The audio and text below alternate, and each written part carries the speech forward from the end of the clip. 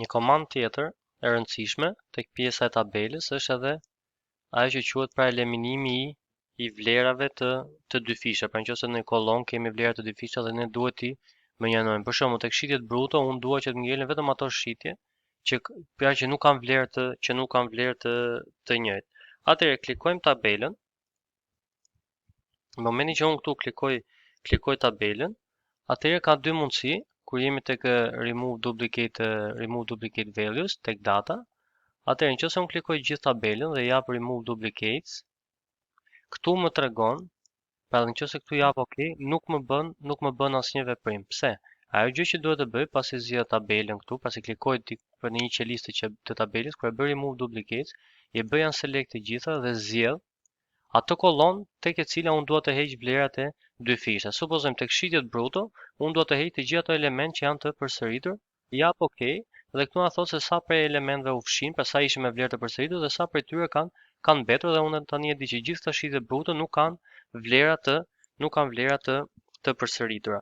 Atëherë, për sa i përket pjesës së filtrimit, këtu mund të filtroj nga më e madhja tek më e vogla ose dhe anasjetës nga më e vogla tek më e madhja ose edhe nga më e madhja tek më e vogla ose mund të filtroj edhe nëpërmjet ngjyrës. Për shembull, supozojmë këto element të parë unë i kam renditur, i kam bërë me me ngjyrë të verdhë. Një pjesë tjetër të tabelës me ngjyrë blu e me radhë. Unë këtu kur bëj renditjen, sepse këto mund mos jenë të renditura, pra këtu nëse bëj tash nga më e madhe tek më e vogla përzihen ngjyrat, atëherë nëse dua të bëj një renditje sipas ngjyrës, klikoj përsëri tek filtri dhe këtu e kemi sort by color. Supozojmë nëse këto me të verdhë dua ti vendos në pjesën e parë të tabelës ose nëse dua ti vendos ato me blu. Element tjetër përsëri i rëndësishëm është edhe ato që quhen conditional formatting. Pra nëse unë këtu dua t'i jap, po themi element të caktuar tabelës dhe dua t'i bëj me highlights ose të shënoj po themi disa numra që janë më të mëdhenj ose numrat më të vegjël e të tjerë. Supozojmë tek pjesa e shitjeve bruto unë dua të bëj, po themi të shënoj të gjitha ato vlera që janë më të mëdha se po themi 400.000. Këtu më jep edhe mundësinë që unë të zgjedh se si t'i shënoj. Supozojmë dua t'i shënoj me mbushje të verdhë dhe me një tekst të verdhë më të errët, jap OK dhe këtu mi ka shënuar gjithë ato vlera që janë mbi 400.000. Nëse unë ke kjo tabel, falni te kjo kolona këtu dua të gjithashtu të shënoj edhe ato vlera të cilat janë më të vogla se sa 50.000, po themi. Dhe dua t'i shënoj me të kuqe. Jap OK, pastaj këtu përsëri sort by color mund të rendis edhe sipas ngjyrës që unë i kam shënuar.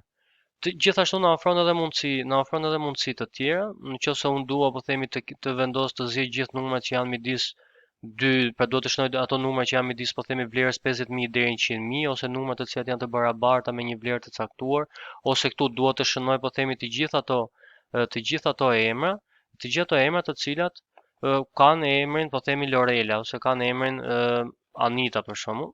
Jap OK dhe kjo këtu më shënon gjithë ato që përmbajnë emrin Anita.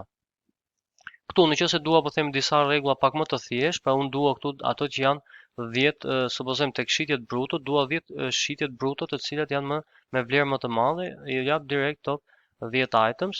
OK, por këtu na i ka renditur të gjitha sepse ishin të rreshtuar edhe ato që ishin pra me ngjyrë më përpara, që do thotë para se të bëjmë një rregull të ri, nëse shohim që ky rregull mbi vendoset, atëherë shkojmë këtu dhe japim clear këtij rregulli. Nëse do të jap clear vetëm rregullit e këtyre qelizave, jap from selected cells. Dhe këtu pastaj shkoj e bëj top 10 items, pra 10, dhe këto janë ato me vlerën, pra 10 qelizat me vlerën më të lartë. Ka dhe po themi mundësi të tjera, 10% që më i madh, ato që janë poshtë 10% që më i ulët, ato që janë mbi vlerën mesatare, pra kjo e bën llogaritjen vet. Pra supozojmë këtu japim një clear këtij rregulli dhe dua të gjej po themi gjithë ato vlera që janë mbi mesataren. Klikoj këtu dhe di që gjithë ato vlera këtu janë mbi vlerën mesatare të cilën ka llogaritur vet Exceli. Tani këtu kemi edhe elemente të tjerë, pra poshtë mesatare se me radhë. Nëse brenda qelizave unë dua që të bëj një renditje nëpërmjet ngjyrave, për shembull këtu, ja po të shikoni, pra të japim një clear rregullit të mëparshëm, që mos kemi mbi vendosje. Pasi klikojmë këtu këtë këtë kolonën me data bar, të unë vendos të ngjyra dhe po ta shikoni që vlerave më të mëdha kjo jep, po themi e mbush të gjithë pjesën e qelizës dhe vjen duke e zvogluar derisa tek vlerat shumë të ulta i vendos pra një, po themi një vit të hollë. Dhe këtu mund ta rendisim këtë sipas ngjyrës, por në këtë rast nuk e kemi të renditur, kështu që mund ta bëjmë edhe nga më e madhe tek më e vogla dhe po ta shikoni edhe kjo pjesa e ngjyrave vjen duke rënë ose mund ta rendisim nga anasjelltas. Kemi edhe po themi formate të tjera që mund t'i vendosim si me color scale, pra nëpërmjet llojit të ngjyrës, pra e shilja nga më e madhe deri tek e kuqe që është më e vogla fare, pra formatime të ndryshme, por ideja e përgjithshme është e njëjtë. Dhe e fundit është nëse ne duam t'i vendosim po themi ikona, supozojmë me flamur, vlerave të mëdha flamuri e shil, pastaj atyre mesatare po themi të verdhë dhe atyre në fund të kuqe. Pra është një veprim që e bën automatikisht Exceli gjithmonë që ne po themi të seleksionojmë përgjatë tabelës dhe të gjejmë ato mundësi që janë, po themi që janë vlerat më të mëdha ose më të ulët në varësi të asaj që ne po kërkojmë. Këto janë ato çështjet kryesore që trajtojmë tek një tabelë, që tek pjesa e futjes së tabelës, pra e vendosjes së tabelës në Excel dhe deri tek modifikimet e saj edhe të qelizave brenda saj ose edhe të gjithë tabelës në tërësi.